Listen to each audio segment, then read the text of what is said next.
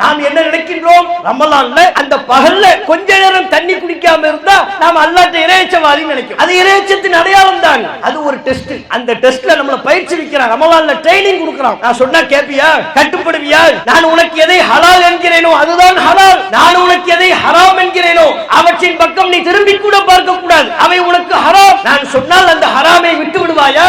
ரமலானில் அதற்கான பயிற்சி நமக்கு வழங்கப்படுகிறது. ரமலான் பயிற்சியில் சரியாக செயல்படக்கூடிய முஸ்லிம்கள் பெருநாள் தொழுகையிலிருந்து நம்முடைய மரணம் வரை அந்த களத்தில் தோற்று விடுகிறோம். ஒரு ராணுவ வீரருக்கு பயிற்சி வழங்கப்படுகிறது. எதிரியோடு சண்டையிடக்கூடிய சந்தர்ப்பம் வந்தால் எந்தெந்த ஆயுதங்களை எப்படி பயன்படுத்த வேண்டும் என்கிற ஒரு பயிற்சி. அந்த ராணுவ வீரன் பயிற்சியின் போது எல்லா விதமான செயல்பாடுகளையும் திறம்பட வெளிப்படுத்திவிட்டு யுத்தத்தில் தோற்றுவிட்டால், களத்தில் தோல்வியை தழுவினால், களத்தில் நடுங்கிக் கொண்டிருந்தால் அவன் சிறந்த ராணுவ வீரனா?